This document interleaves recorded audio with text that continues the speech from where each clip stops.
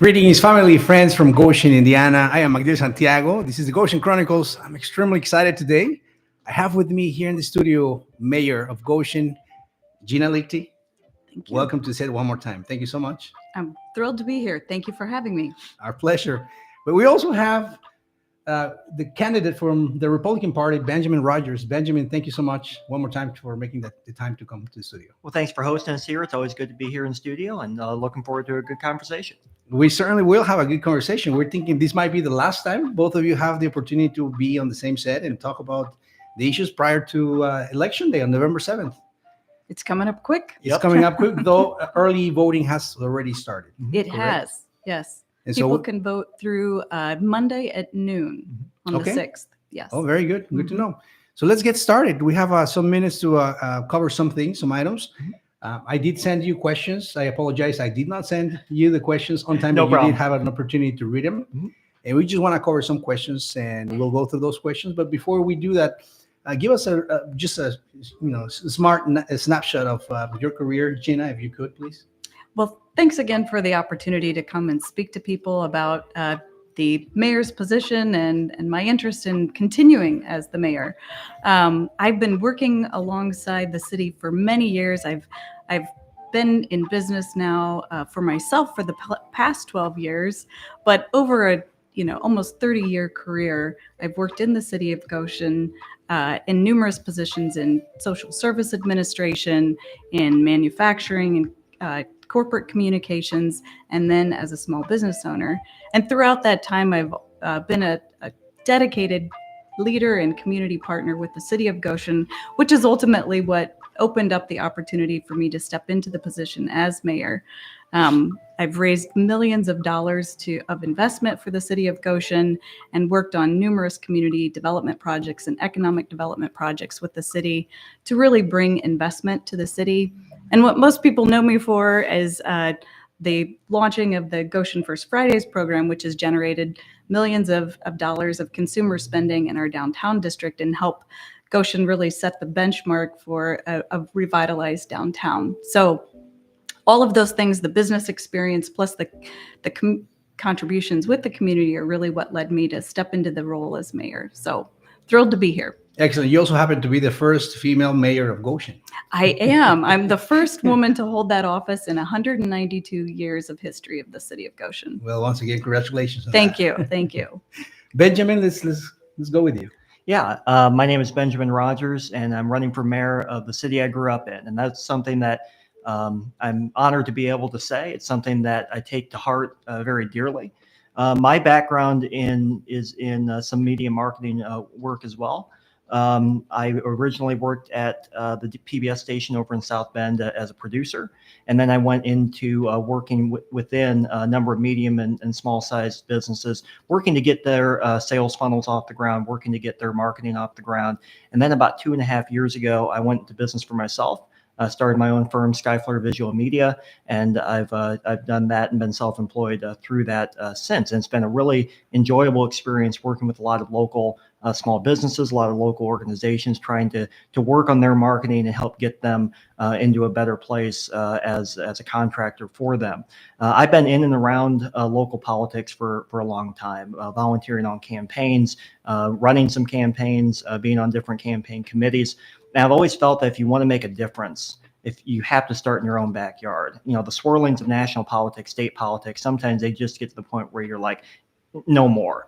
But on the local levels where you can make a real difference, you can cut through some of that political stuff and get right down to the brass tacks and focus on the issues. So this is something that I feel is a way for me to serve my community. It's a way to give back to the community and the nation that's given me a lot and given me a lot of opportunities. And I really am very appreciative throughout this campaign process of how open and friendly and open to conversation the community has been regarding specifically issues. I think we've had a really good, clean back and forth of a campaign that hasn't devolved into the mudslinging that you sometimes see on the national level.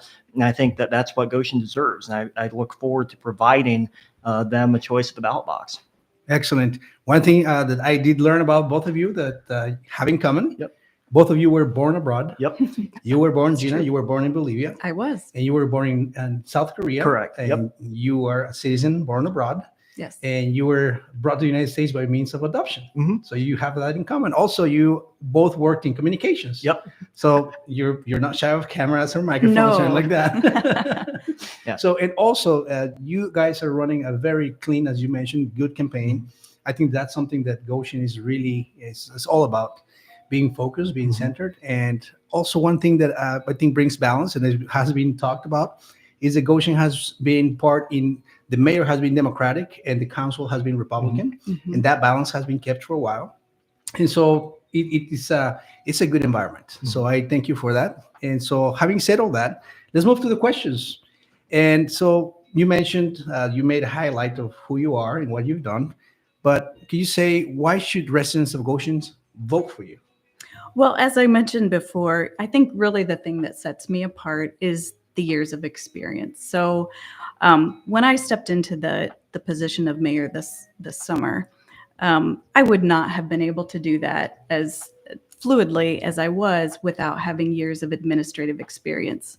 The city of Goshen has more than 20 departments, and that spans everything from airports to sewers and everything in between. So road maintenance, you name it. Every day there are, dozens of things that come across my desk that I have to provide counsel and insight to. And I also have all the 20 direct reports.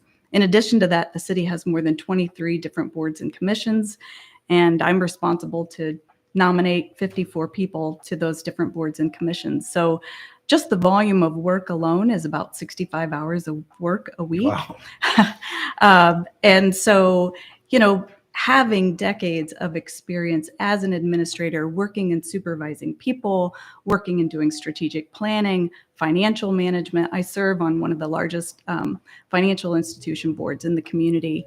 And so managing large budgets was not new to me. And that was literally days after I came into office. My first job was to create the budget for next year. Oh, wow. So it's the mayor's responsibility to actually develop the budget. And had I not had my life experiences and my career experiences to draw from, it would have been much more challenging. But because I had all of that administrative experience, I was able to step into the role. And beyond that, I'm known well in the community. I have lots of solid community partnerships with other community leaders and organizational leaders.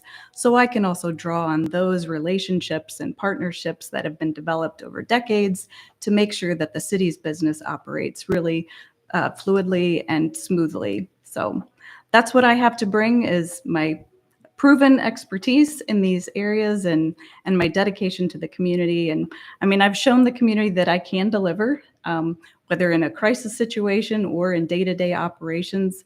I'm known and reliable, and I can lead as an effective leader. Excellent. Thank you. Benjamin. Yeah, I think the thing that I bring to the table in this election is the idea of a fresh perspective and fresh leadership. And as we look at the history of the city, it has been over 30 years since we've had a Republican serve in the office of mayor. And if you look back into that historical timeline, you actually used to flip back and forth quite often. It would go Republican, then go Democrat, Republican again, then go back to being Democrat. And my goal coming into this is not to come in and upend the apple cart unnecessarily. My goal is to come in and look at everything from top to bottom to see where we can improve, where we've done the right things in the past, but also where some changes need to be made. But at the same time, understanding that there is a lot of expertise that exists in city government. There's a lot of expertise amongst the people that have worked there for a long time. So you need to be able to tap into that. My style of leadership is very collaborative. It's very results-based.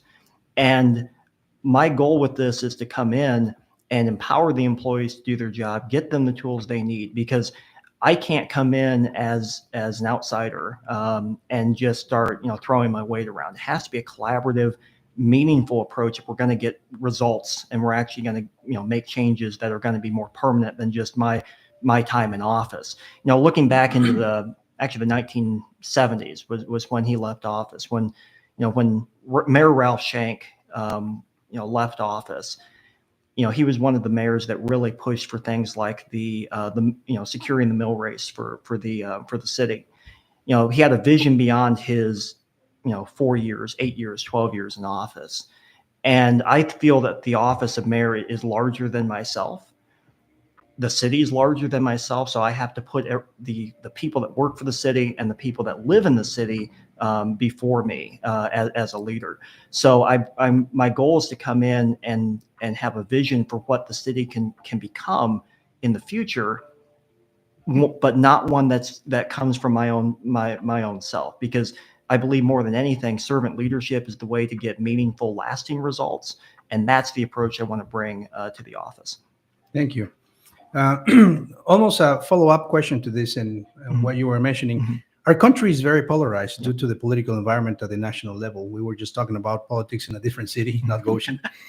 And what will you do, Gina, what will you do as a mayor to make sure that our community stays together? Not only that, but it's inclusive to people that might think different than the party that you represent? Yeah, a large part of the work that I've done, particularly in partnership with the city, is figuring out how to get people to put their differences aside and come together around important projects. And it's so critical. As you say, this country is very divided in a lot of ways, but it is possible to get people to come together and actually get big things done in their community. And that's how we've gotten things done, like developing our First Fridays program. We've accomplished putting bike trails and important quality of place initiatives in place that have nothing to do with partisan alliances. And I think it's so important to set forth those visions about those important quality of place things that make all of us proud of the city that we want to live in, and put those out in front of people and invite them to participate and make sure that everyone has a voice in those projects and that everyone is well represented and that they can be meaningful contributors to making change in their home community. And that's really what I've been working at over the past, now just specifically in the First Fridays project, 17 years. And, part of the vision for that project was to find ways to find something that was happening in our city every month that was in everyone's neighborhood, which happens to be our downtown district, that had a different theme every month. So would find a different interest point, whether it's, volleyball that brings our athletes downtown, or a running race, or a car show, or, an art show. There was something different every month that invited people to come together and celebrate each other and support small and independent businesses. And it's been a huge success in bringing people together to have conversations, to break bread together around the same table, and to learn how to work together. Thank you. Benjamin. This is something I'm pretty interested and passionate about, because you look at, the national political scene, you look at even the regional political scene, and there are differences between people, whether it's political, whether it's religious, whether it's just socioeconomic backgrounds, and we all have a tendency to drift into our own bubbles, because that's natural. I mean, you naturally drift to people that are, you feel are like you. The problem is if you allow that to go on for too long, you almost, you become very divided. Yeah. And I feel like the office of mayor has an important role in reaching out to everybody and bringing everyone to the table. And it could be as simple as making sure, the mayor shows up at different business events, showing up at some, business on the outskirts of town that is just inside city limits, and saying, hey, what are you dealing with in your neighborhood? And I think it's important, as we try to bring everybody together, to remember that all of our different neighborhoods throughout our city are very diverse. They have a lot of different backgrounds. They have a lot of socioeconomic backgrounds as well, but they all deserve the same level of service. And one thing that I always kind of go back to in my life, looking back, is that, growing up, there aren't too many Korean Americans in Elkhart County. But one thing that I always remember growing up is I was always treated in the circles I ran in as an individual. And I think that's more than anything what we need to remember is that everyone's a human being. Everyone may have different backgrounds, but we're all united as Americans, and we're all united as members of this particular community. And the government should be there as an institution to treat everyone equally and fairly, no matter what their differences are, no matter what their backgrounds are. And that tone setting is very, very important. And everyone, no matter where they live in the city, needs to know that the government's going to be there for them, the city's going to be there for them, and the mayor's going to be there to serve them, protect their liberties, and to give them the attention that they deserve as an individual. And that to me is very important. I think that's something that comes from a philosophy, comes from a tone set by the chief executive, and that's something I'd want to bring to the office immediately. Thank you. Gina, the next question is, what do you think is the biggest challenge that Goshen faces? And as mayor, what would you do to tackle that issue? You want me to pick just one? Yeah, pick the one that you think is the biggest challenge. Yeah. I'm making a joke. As mayor, there are all kinds of challenges Sure. that we face each day, and it feels like those are sometimes moving targets. But, I think one of the most important things that we're dealing with is addressing housing needs in our community. We did a recent study that identified a need for an additional 5,000 houses in Goshen to accommodate all of the commuters that are coming into our community and to stay on track with our growth needs as a city. And that's something that to be able to do that, we have to do a couple of things. One, we have to make sure that we're working well with our business community to entice developers who want to come here and build homes here and make it a smooth process to work with our city administration and get through that process easily.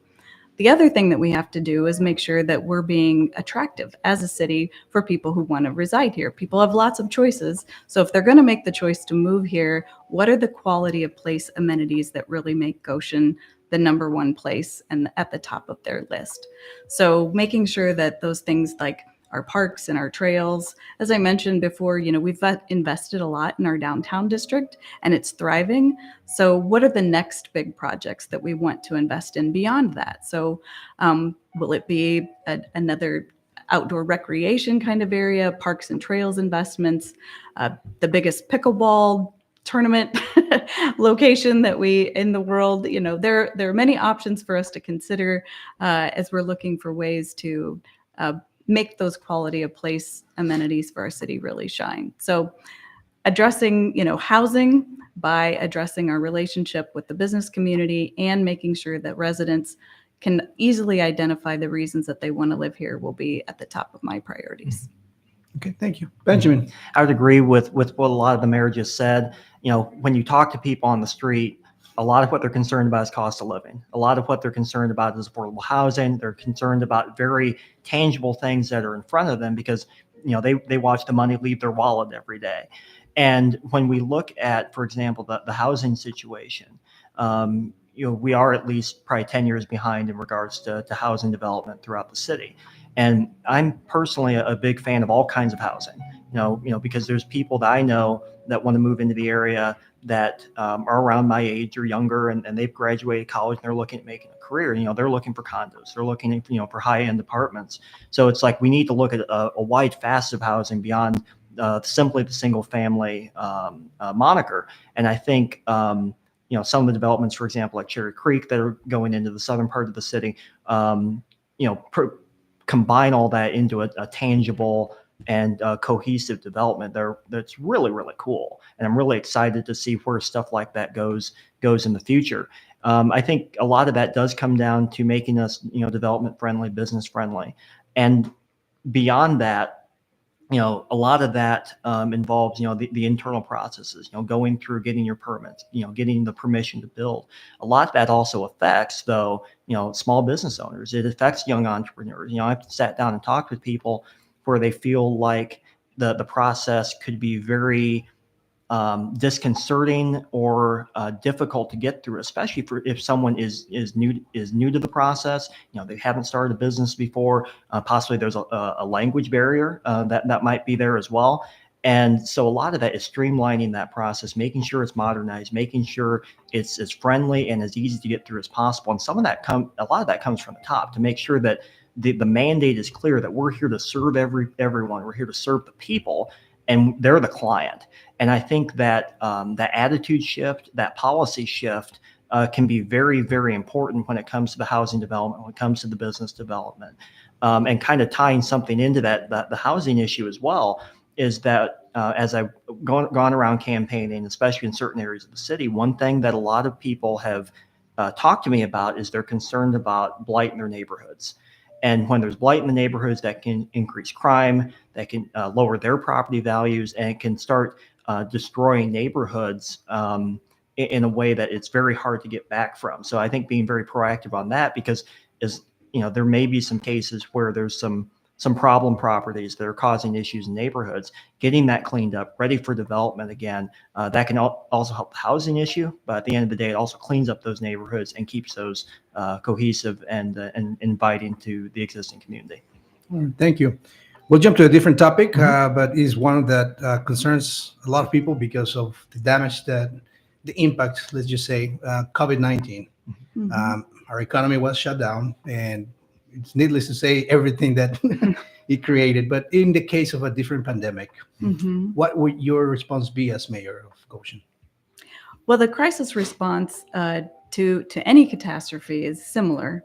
And so the basic structure is to establish a task force of advisors to make sure that we have the best group of people representing, everything from public safety to schools to transportation to our healthcare administrators, working together in one team, providing wise counsel and input on any decisions that are made. So that's step one, make sure we have a crisis task force in place.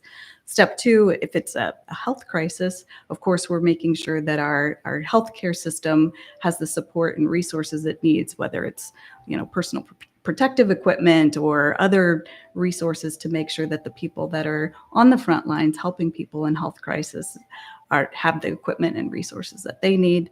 The third thing would be, of course, encouraging people to take protective measures as advised, and making sure, whether it's a wildfire that you're trying to prevent the spread or some kind of health crisis, you want to make sure that you're keeping it as contained as possible. And then fourth, making sure that the people that are affected do have the financial support and resources that they need in order to be able to survive and recover from such a crisis. So, those are some of the basic protocol that you would use to address any kind of crisis at the city. But that would be my overall response. Thank you. Benjamin. Yeah, I think it's important to kind of look through exactly where the response would come from. A lot of when it comes to disaster declarations, stuff like that, a lot of that goes through county emergency management, goes through the county commissioners, obviously the mayor's office, and all the other offices as well. Have a lot of input on that. I think when it specifically comes to something like something similar to another COVID-19 pandemic or something like that, it's very important to maintain some type of calm, making sure the response is measured, because I think looking back at the previous response, the attitude that came out of the government felt rather panicked, and that moved people in certain boxes, and then they stuck there. And there was a time where it's like there was serious talk about, like, are the local police departments going to start arresting people that they see walking around, going to events and stuff, and booking them into the jail? And it's like, that's not a practical way to restrain a health emergency. And it freaked people out when those discussions were being had. And so more than anything, it needs to be very clear that even in a public health emergency, people look to a government to create some kind of calm, some kind of structure. And that can't be something where the government goes off all willy-nilly and starts going into almost panic mode. It needs to be calm, it needs to be measured. But at the same time, the rights of individuals need to be protected. More than even during, rights matter during an emergency. I mean, that's really when they matter the most: freedom to assemble, freedom to say their piece. And I think also looking back at it, we can't have the business shutdowns that we had during the last response. It decimated a lot of the small business community, decimated a lot of the mid-sized business community. And so looking forward to if God forbid something like this happens again, that part of the response needs to be highly altered. And I think the state has taken steps to make sure that a lot more of that is maintained on a county level, a lot more of that's maintained at a health department level, and to kind of even out and make the response a lot more cohesive. But at the end of the day, people's rights need to be respected, and a calm, measured approach is going to be needed that does not violate individual liberties. Thank you. Changing the subject, Goshen is a diverse community, many people from different countries. However, there are two predominant groups, whites, 58% by the census of 2020, and Hispanics, 34%, about 34% by those numbers as well. The Hispanic Latino population is the largest and fastest growing demographic group in the area. What is your opinion about immigration, Gina?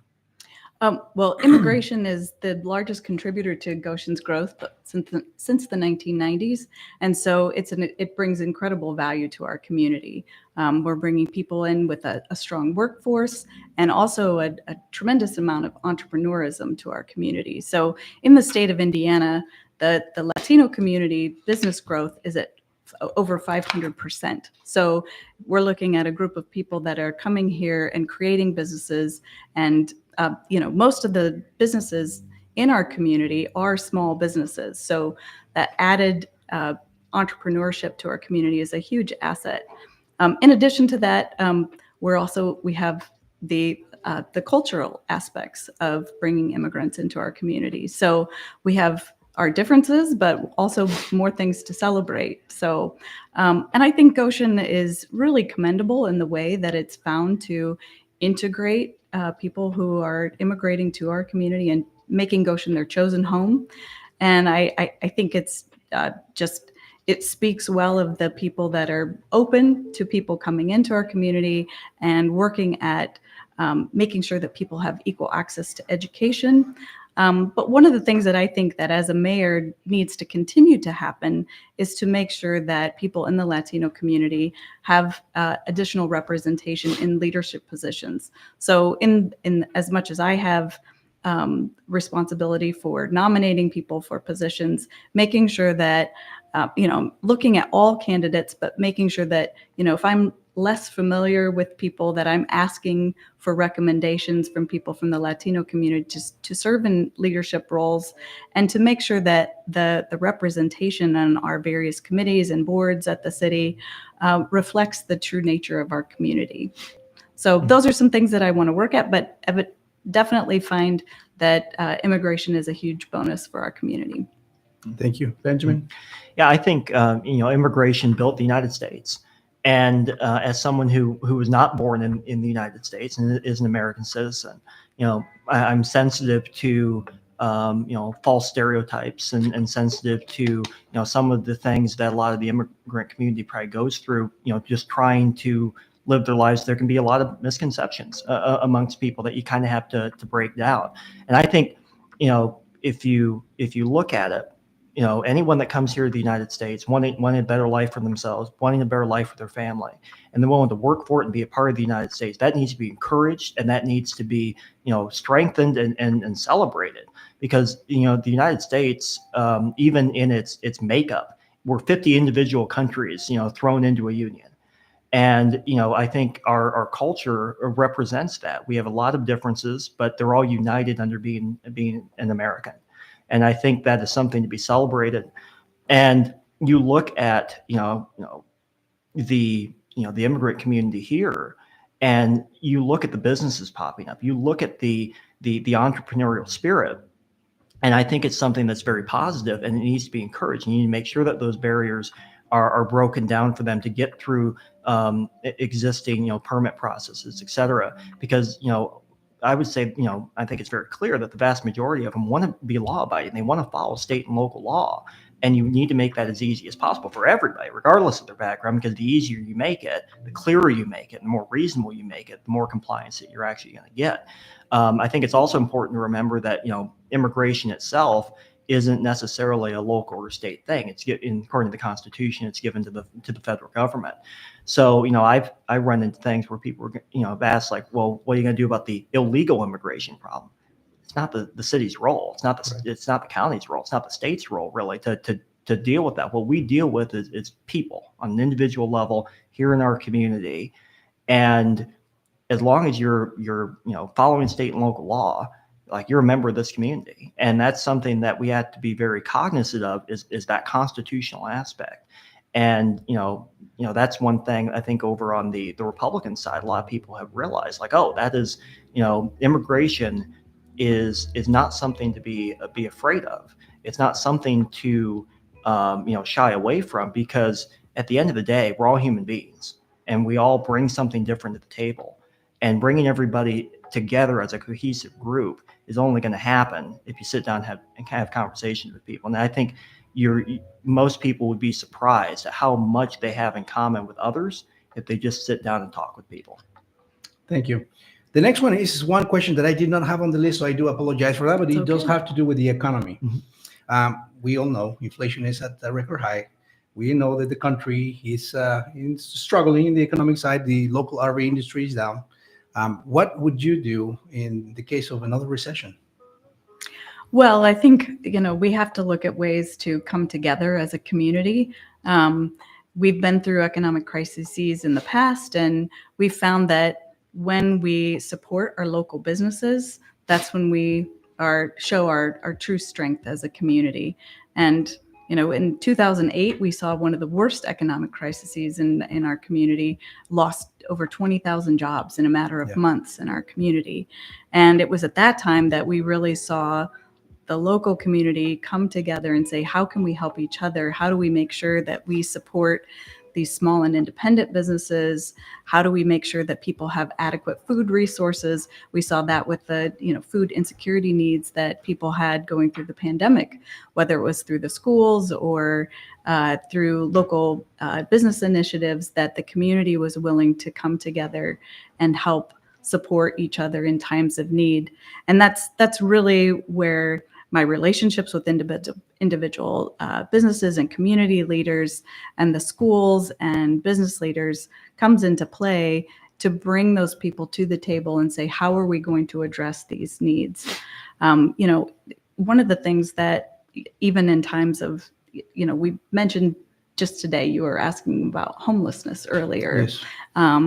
And, we see food insecurity that happens in our community at times throughout the year. So one of the things that the city parks partners with the schools to make sure that every kid in our community has access to lunch. By going to the parks, they can get a free lunch throughout the summer. So at times when school is out, there are still resources available to kids in our community. But there are larger ways that we can come together in times of crisis and make sure that we are focusing on how we come together to transition through those times. We know that with an economy that's heavily dependent on the RV industry, we're going to have those dips and recovery periods. And so we have to weather those times. Of course, we're always looking at ways to diversify our economy at the same time. So making sure, like we've talked about already, that we are enticing people to come here because we're focusing on quality of place. So we make sure that we have a solid workforce, that businesses are attracted and want to come here. We make sure that our infrastructure is in place so it's easy to build and we're not creating more traffic headaches by expanding. We make sure that we have the housing that we need to attract people who want to live here. And those are the things that are going to invite additional businesses to want to make investments here. So we're not just dependent on one particular industry to sustain the majority of our economy. So it's a multifaceted approach of making sure that we're pulling together the people and the resources that we need in times of crisis. And then, of course, in anticipation or in preparation for that, making sure that we're always looking at ways to continue to diversify our local economy. Thank you. Benjamin. Yeah, financial downturns, recessions, depressions, in any economy, they're gonna eventually happen. And looking back, especially at the one that happened in the late 2000s, a lot of local governments probably were not as prepared for something like that as they should have been. And making sure that in the future our rainy day funds are fully stocked, making sure that we have the funds necessary in case of another economic downturn. is very important, because in the case of a recession, when everything's gone topsy-turvy, a lot of people look to the government to provide that stability. They're looking to make sure that the essential services are still there.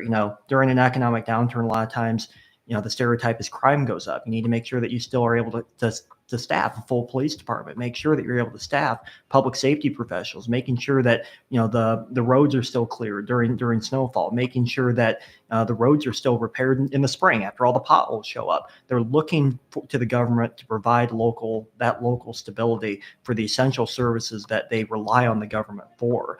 So I think making sure that we stay fiscally responsible, making sure that we have enough in our rainy day fund to bridge that gap when something will happen is very important. The county's done that to a great degree, because they were kind of caught out to lunch back in the late 2000s.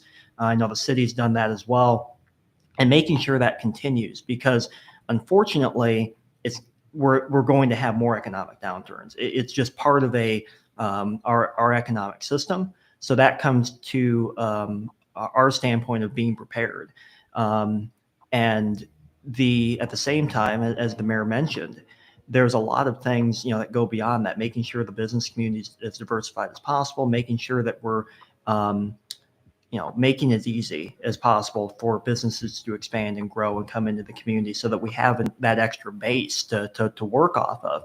But at the same time, I think we would probably both agree that we don't want to denigrate the RV industry or anything like that. That is what has really built our community. We're very good at building things in Goshen. We're very good at creating things in Elkhart County, and that's something that we need to continue to encourage.